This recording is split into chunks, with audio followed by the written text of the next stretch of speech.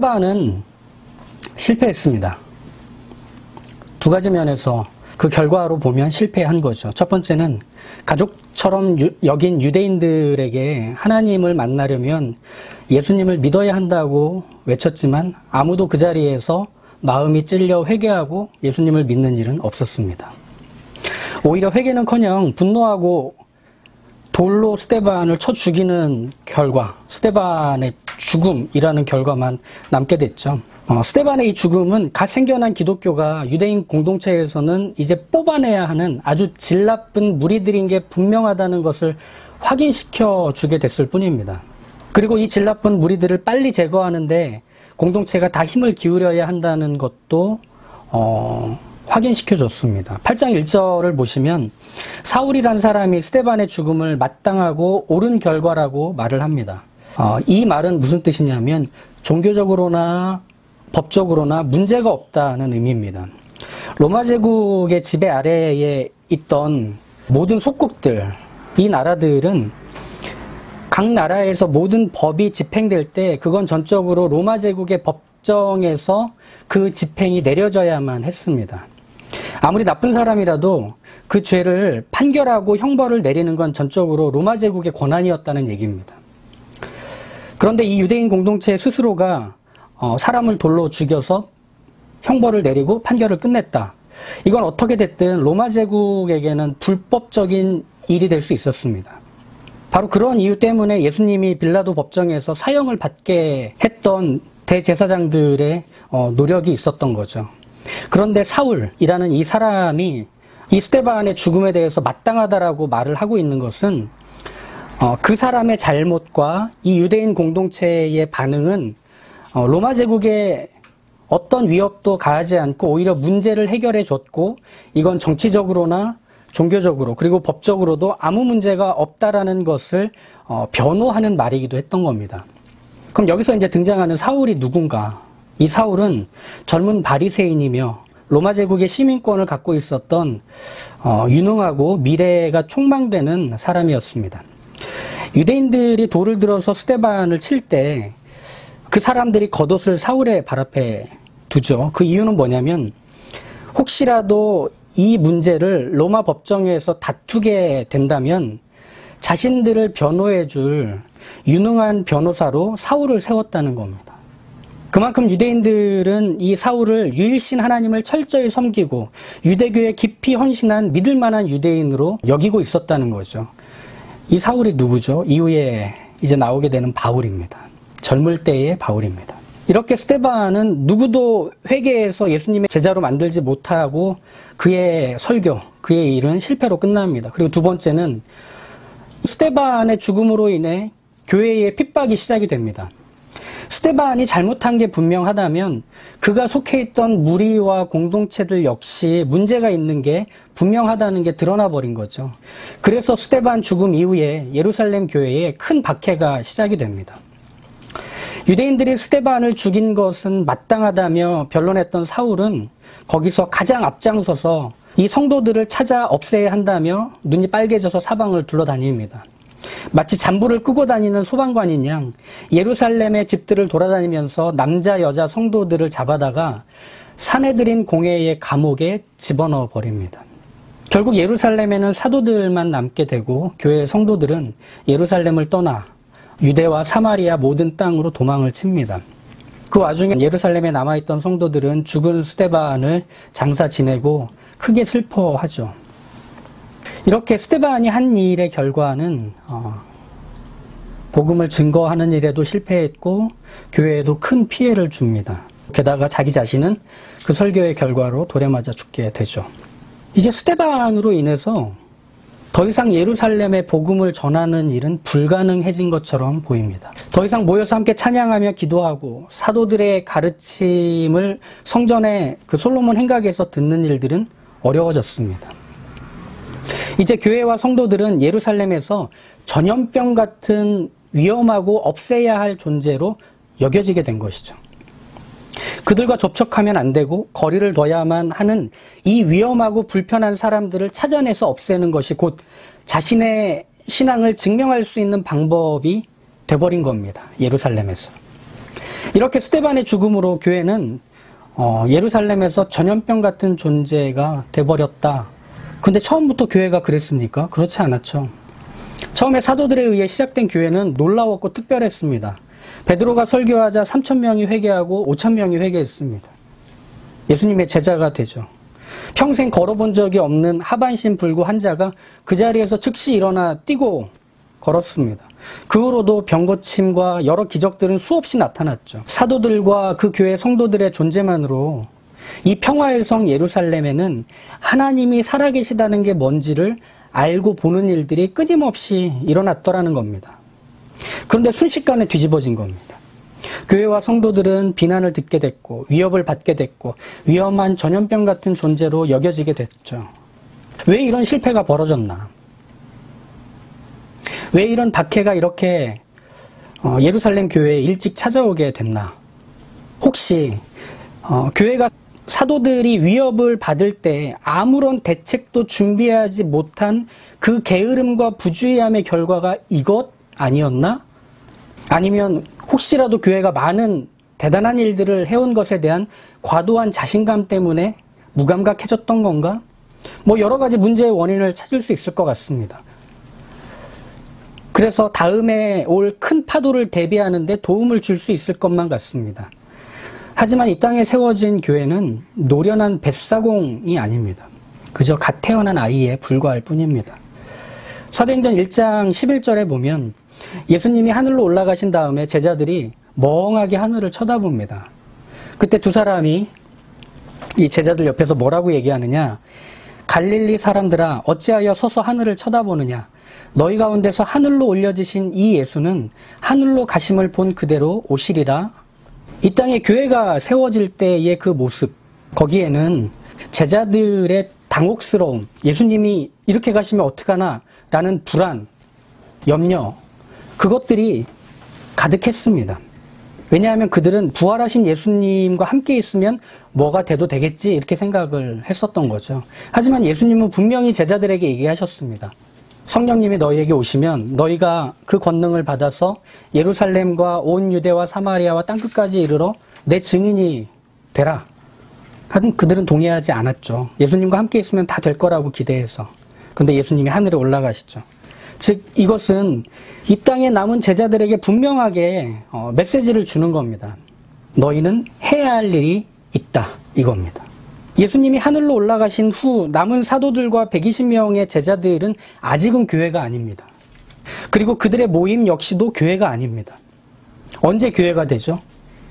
예수님이 부활하셨고 그 예수님을 만났다고 한 그 자리에서 교회가 되는 것이 아니라 그들은 성령이 충만해서 나사렛 예수가 구원자라고 선포하던 그 자리에서 교회가 되는 거였습니다. 귀신이 쫓겨나고 여러 질병과 선천적 장애가 고침을 받는 그 자리가 교회가 되는 자리였습니다. 예수님이 맡기신 복음을 전하는 일을 감당하자 교회는 비로소 교회가 됐던 거죠.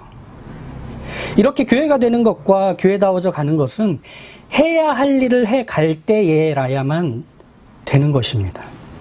그러면 해야 할 것을 해갈 때 교회가 교회다워져 간다면 해야 할 일을 해갈 때 그리스도인 역시 그리스도인다워져 가는 게 맞지 않을까요? 그렇습니다. 분명 스데반이 한 일은 당장의 결과만으로 보면 완벽한 실패였습니다. 아무도 믿는 사람이 없었고 교회에는 큰 박해가 시작이 되죠. 그렇지만 스데반이 한 일은 유대인들에게 하나님의 구원이 예수님으로부터 시작된다는 선포였습니다. 즉 스데반은 그리스도인으로서 해야 할 일을 했고 그것으로 그리스도인 다움을 보여줬던 것이죠. 그리스도인이란 뭘까? 한 신학자가 선명하게 정리를 해줬습니다. 그리스도인은 그리스도께 믿음을 고백하는 사람이다. 그리스도인이란 예수님을 구원자로 믿는다고 말하는 사람이 될 겁니다. 그렇죠? 유대인들을 향해 이 예수 그리스도의 이름을 외칠 때 그가 그 이름을 믿었기 때문에 말했던 겁니다.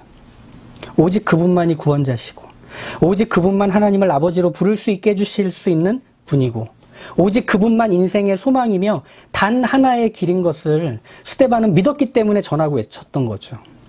자신이 믿는 것이 곧 말하는 것이고 자신이 말하는 것이 곧 자기 자신이었기 때문에 죽음의 위협 앞에서도 스데반은 그 말을 거둘 수 없었던 겁니다. 그의 전부가 돼 있는 것이었기 때문이죠. 그러면 스데반은 실패했던 게 아니라 그리스도인답게 해야 할 일을 하고 살았을 뿐입니다. 이 모습은 자연스럽게 박해를 피해 유다와 사마리아 성으로 도망을 쳤던 다른 그리스도인들의 모습에서도 나타납니다. 오늘 우리가 읽은 8장에서 보면 4절에 이렇게 나오죠. 그 흩어진 사람들이 두루다니며 복음의 말씀을 전할세. 여기서 그 흩어진 사람들은 누구냐면 예루살렘의 박해가 시작이 되자 예루살렘을 도망쳐 나온 사람들입니다. 하지만 그들의 모습은 여전히 도망친 자리에서도 그리스도인입니다. 집사 빌립은 사마리아 성으로 가서 그리스도를 사마리아 사람들에게 전합니다. 빌립이 한 말과 일으킨 기적들, 더러운 귀신들이 쫓겨나고 많은 중풍병자와 못 걷는 사람들이 낫게 되는 그 기적들로 인해서 많은 사람들, 그 사마리아 사람들이 빌립의 말을 쫓게 되고 그래서 회개하고 믿음을 갖게 되는 일이 벌어졌다. 그래서 사마리아 성은 기쁨의 성이 됐다. 이렇게 말하고 있습니다. 빌립은 여전히 도망친 자리에서도 그리스도인답게 해야 할 일을 하고 있었던 거죠. 이렇게 위협을 받는 자리, 죽음의 자리, 도망을 친 자리에서 스데반과 빌립 또 교회와 사도들은 여전히 그리스도인답게 해야 할 일을 하며 살아내고 있습니다. 우리 이런 말을 종종 들어보셨을 거라고 생각이 듭니다. 나는 기도하고 하나님은 일하신다. 믿음으로 기도하며 일하시는 하나님만 의지하자. 이런 권면이겠죠. 힘이 되죠. 분명 이 말은 맞는 말이지만 보충이 좀 필요한 말이기도 합니다. 이런 보충을 해야 되겠죠. 나는 기도하며 해야 할 일을 하고 하나님은 기도를 들으시고 하실 일을 해가신다. 이렇게 좀 보충을 해야겠죠. 빌립보서 4장 6절에서 하나님께 간구해야 하는 권면이 나오는 이 내용에선 아무것도 하지 말고 오직 기도와 간구를 하라고 말하지 않습니다. 아무것도 염려하지 말고 다만 모든 일에 기도와 간구로 너희 구할 것을 감사함으로 하나님께 아뢰라 라고 했을 뿐입니다. 염려는 해야 할 일을 할 때 찾아옵니다. 근심과 걱정은 할 일을 하며 구체화되는 것들입니다. 그 일을 뒤로 미룬 채 기도하라는 게 아닙니다. 그 일을 누군가에게 떠넘긴 채 우리는 기도만 하고 하나님은 그것을 대신 다 해주신다는 뜻이 아닙니다. 해야 할 일을 해가며 기도와 간구로 하나님께 구하며 지금을 살아내라는 뜻일 뿐입니다. 근데 우리가 현실로 겪는 것들은 이거죠. 스데반의 죽음처럼, 예루살렘 교회의 박해처럼, 그리고 믿음의 사람들이 도망을 치는 모습처럼 이상하다. 그리스도인으로 살아냈는데 결과가 왜 이렇지? 왜 하나님이 이렇게까지 하시지? 라는 생각이 들 때가 있습니다. 답답하죠. 근데 우리는 어떤 구원을 받은 사람들인가 하면 주고받는 원리, 심은 대로 거두는 원리만이 가치가 되고 진리가 돼버린 세상 속에 있는 사람이 아닌 다른 원리로 옮겨진 사람들입니다. 어떤 원리인가? 아무것도 한 게 없는데 전부를 받는 원리로 옮겨진 사람들입니다. 하나님과 원수였던 죄인이 하나님의 자녀가 되는 은혜의 원리에 옮겨진 사람들입니다. 내가 내 할 일을 해서 하나님께 보상받으려는 기대는 세상의 원리 안에 갇혀 있는 것이죠. 보상을 바라는 건 동기부여는 될 수 있을지 모릅니다. 하지만 은혜가 뭔지를 알게 해주진 못합니다. 하나님이 어떤 하나님이신지를 보게 할 수는 없습니다. 우리는 그것이 신앙인 양 생각했던 적이 있는 것 같습니다. 그러면 그런 자리에서는 하나님을 하나님으로 만나는 일들은 참 쉽지 않아집니다. 병에 걸려서 누워있거나 상처와 우울감으로 주저앉아 있을 때, 나이가 들어 아무것도 감당하지 못하는 상태에서 우리는 하나님이 안 해주시는 게 맞다고 말해야 하는 걸까요? 손가락만 빨아야 할까요? 내가 하나님께 해드린 게 없으니 하나님도 나한테 안 해주시는 게 맞다. 이렇게 생각해야 할까요? 그렇다면 빌립 집사는 박해가 무서워 도망친 자신을 용서할 수 없어서 가론 유다처럼 목매달아 죽어야 맞는 것일 겁니다. 그러면 기독교는 딱 예루살렘에서 끝날 거였습니다. 기독교는 도망친 사람들의 후회와 비난에 묻혀버렸을 겁니다.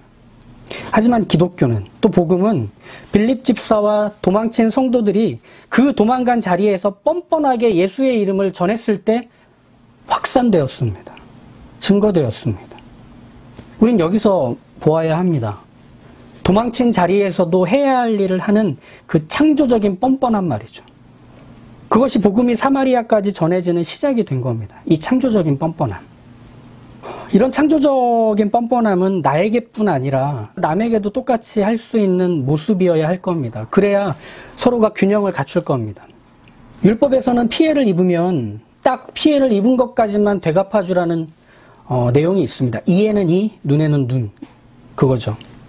하지만 예수님이 오셔서 이것을 어떻게 확장시키시느냐면 마태복음 5장 39절에 악한 자를 대적하지 말라. 누구든지 내 오른편 뺨을 치거든 왼편도 돌려대라. 이렇게 얘기하십니다. 이건 이에는 이, 눈에는 눈의 율법에서 더욱 확장된 개념을 예수님께서 교훈으로 말씀하시는 겁니다. 누가 내 오른편 뺨을 때리면 왼편도 돌려댈 때 이건 종교적인 게 아닙니다. 이건 창조적인 겁니다. 오른편 뺨을 맞았을 때 나의 왼편을 돌려댈 수 있는 건 나를 때린 그 사람이 내 원수가 되도록 두지 않고 내 친구가 될 수 있는 기회를 제공하기 때문입니다. 이게 바로 그리스도인인 우리가 하는 일입니다. 이 창조적인 뻔뻔한 말이죠. 바울은 이 창조적인 뻔뻔함을 아주 멋지게 표현해 줍니다. 로마서 12장 14절에서 21절입니다. 너희를 박해하는 자를 축복하라. 축복하고 저주하지 말라. 즐거워하는 자들과 함께 즐거워하고 우는 자들과 함께 울라.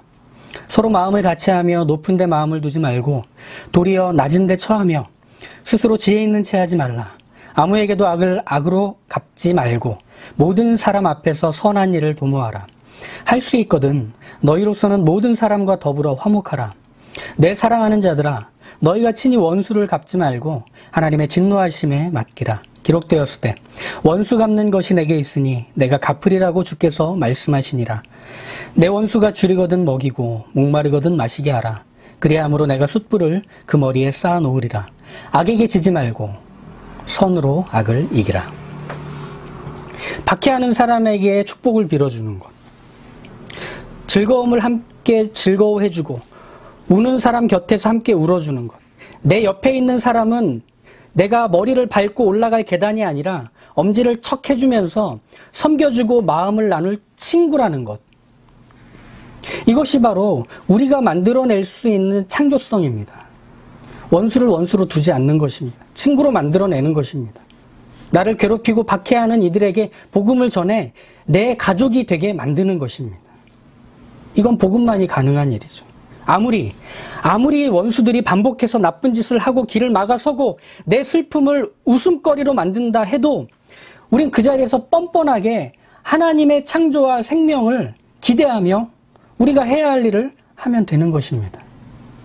예루살렘 교회에 큰 박해가 일어났고 그리스도인들은 떠밀려 사마리아로, 유다로, 지중해로 도망을 칩니다. 근데 그곳에서 그리스도인들이 무엇을 합니까? 그리스도인답게 도망친 사람 같지 않게 증인처럼, 제자처럼 복음을 전했습니다. 예수의 이름을 증거했습니다.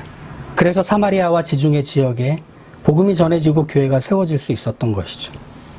똑같이 되갚아주는 것은 똑같은 사람이 될 뿐입니다. 바울이 얘기한 악에게 지지 말고 선으로 악을 이기라 라고 하는 것은 새로운 관계로 초대하는 것입니다. 새로운 방식을 제시하는 것입니다. 새 일을 경험하게 해주는 것입니다. 이게 우리 그리스도인들만이 할 수 있는 멋진 모습, 그리고 우리에게 허락된 자랑스러운 삶인 것이죠. 우리 지원이, 병재, 병욱이, 병민이, 은성이, 은설이, 그리고 성훈이에게 오늘 이 설교를 통해서 기억하게 해줄 한마디는 이것입니다. 나는 이제 선한 것을 만들어낼 수 있는 사람이에요. 우리 모두가 그 일을 할 수 있습니다. 창조주 하나님이 나의 아버지가 되시고 그 모든 새 창조를 주관하시는 우리 예수님이 나의 주님이 되셨기에 우리는 그 일에 부름받았습니다. 우리는 그 일을 당당하고 멋지게, 때로는 뻔뻔하고 자신 있게 할 수 있습니다. 이 놀라운 생명과 창조의 일을 우리의 삶으로 만들어내시는 멋진 하나님의 사람들 다 되시길 주님의 이름으로 축복합니다.